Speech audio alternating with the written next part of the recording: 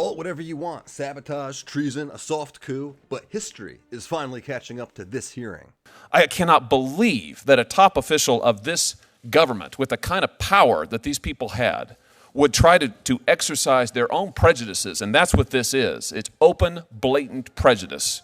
Would try to use that in order to overturn a democratic election. And to my mind, that's the real crisis here. And it is a crisis, because if there's not accountability, if this can go on in the United States of America, well then my goodness gracious, we don't have a democracy anymore. So I appreciate your leadership, Mr. Attorney General. I look forward to hearing the results of your investigation, and I look forward to this committee continuing its constitutional responsibility to find out what is going on here and making sure that the will of the people is vindicated and established. Thank you, Mr. Chairman. General Bart, I commend your candor in calling what happened in 2016 what it is, which is spying the Trump campaign and spying on the President of the United States. I'd like to talk a little bit more about spying. Counterintelligence investigations like the one that we now know the FBI launched against maybe candidate Trump and President Trump, those are designed to thwart spying and sabotage. Is that correct? That's correct. To your knowledge, has the FBI ever launched a counterintelligence investigation of another president that you're aware of? Not to my knowledge. So it's safe to say that to your knowledge, this move was completely unprecedented? To my knowledge. Would it be unusual, in your experience and to your knowledge, for FBI agents to hide the existence and results of an investigation, such an investigation, from their superiors? Did you say, would it be typical? No, would it be unusual? Very unusual. Yes. And in fact, that is indeed what press reports suggest happened here. When FBI officials hide investigations from superiors, is there anybody to hold them accountable? I mean, what happens in that instance? There is no accountability. Have you looked into the decision by the FBI into why they launched a counterintelligence investigation? I am looking into it, and I have looked into it. And will you commit to telling us what you find as the result of your own review and investigation? Well, at the end of the day, when I form conclusions, I intend to share it. I'll take that as a yes. Let me ask you about the 25th Amendment, if I might, for just a moment. We know that former acting director of the FBI, Andy McCabe, he's publicly confirmed that he contemplated forcing the president from office using the 25th Amendment. To your knowledge, have FBI officials ever contemplated forcing any other president from office against his will using that provision? Not to my knowledge. The 25th Amendment contemplates the vice president taking over as president when the president is unable to act.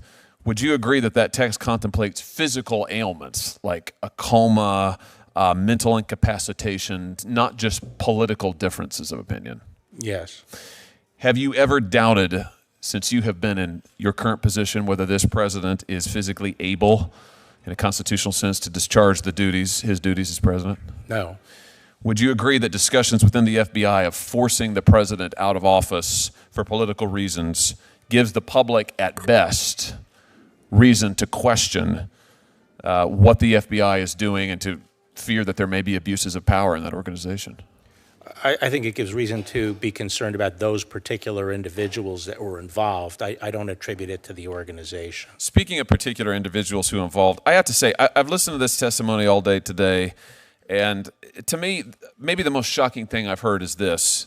Chairman read it earlier. August 26th, 2016. This is a text message from Peter Strzok, a top counterintelligence investigator who we now know helped launch this counter-spy investigation of the President of the United States.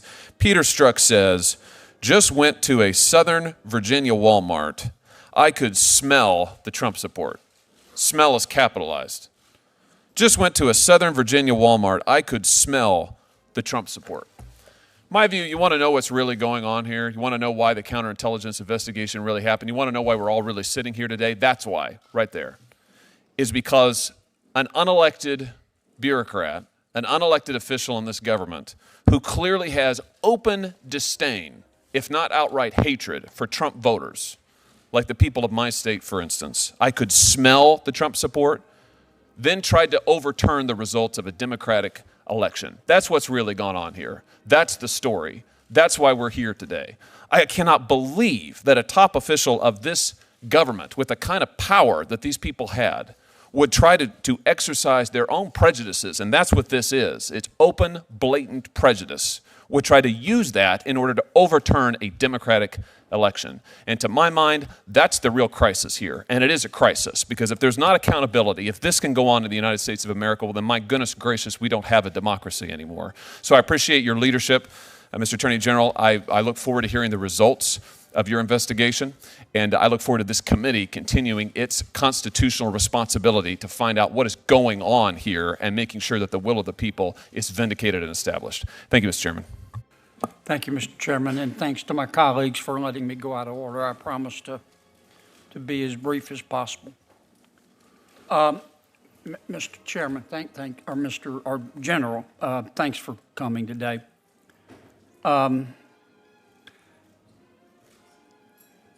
Humans have a universal need, I think, to be listened to be understood, and to be validated. I think we all share that. I have listened to the Mueller team. I validate them, but I want to be sure I understand them. Has Mr. Mueller or his team changed their conclusions? You mean during the course of the investigation? No, today. It's clear, at least according to press reports, excuse me, General, that at one point the Mueller team was unhappy. I think it had to do with your letter. Mm-hmm. What matters to me is, and I'll get to this in a moment, I want to know first, has the Mueller team changed its mind on its conclusions? Its conclusions as to what? As to collusion, conspiracy, conspiracy. Not that I'm aware of. So the decision not to bring an indictment against the president for collusion, conspiracy with Russia has not changed. No, it hasn't. And the conclusion not to bring an indictment against the president for obstruction of justice has not changed. No. Okay.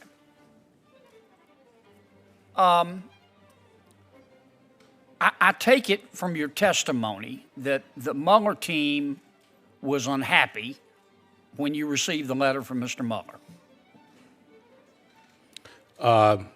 I can't speak to the team as a whole. All right, certainly, Mr. Mueller then.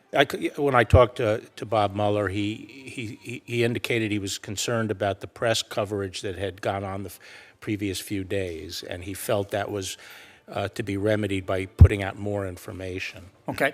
I understood you to say, and these are my words, not yours, the first concern that Mr. Mueller had, he felt like your letter wasn't nuanced enough. Correct. Okay.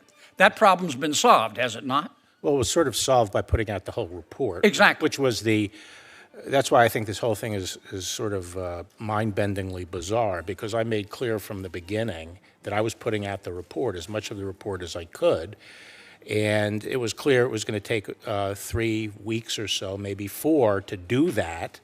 And the question is, what's the placeholder? And the placeholder, in my judgment, was the simple statement of what the bottom line conclusions were.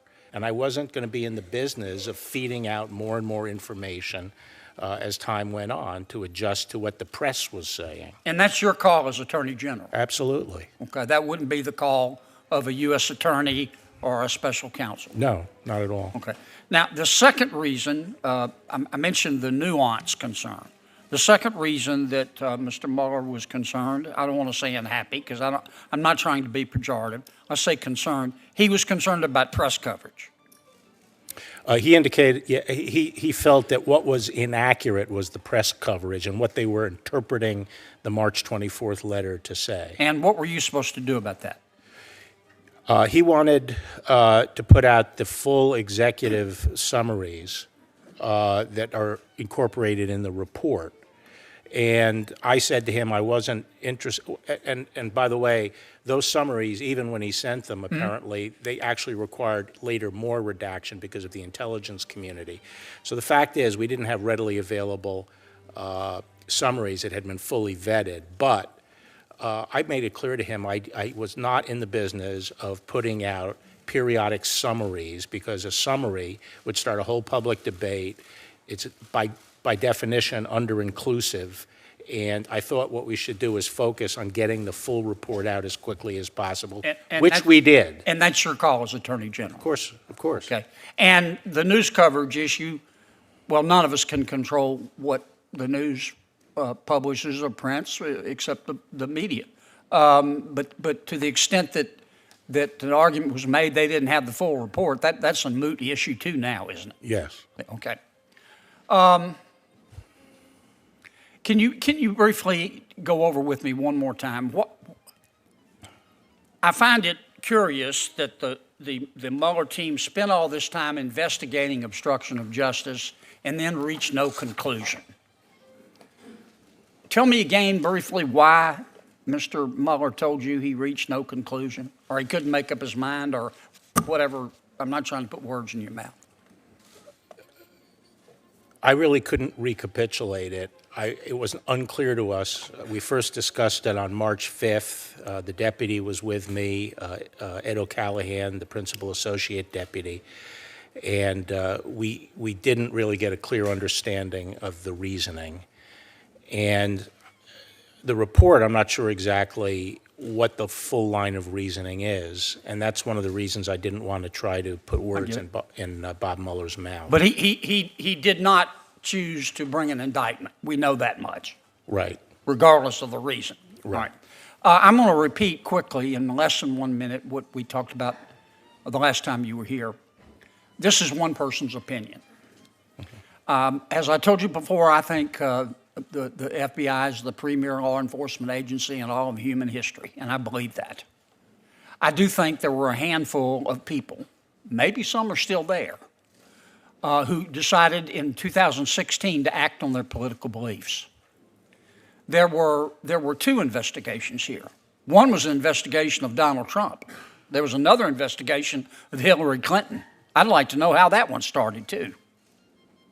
And it would seem to me that we all have a duty, if not to the American people, to the FBI, to find out why these investigations were started, who started them, and the evidence on which they were started. And I hope you will do that, and will get back to us.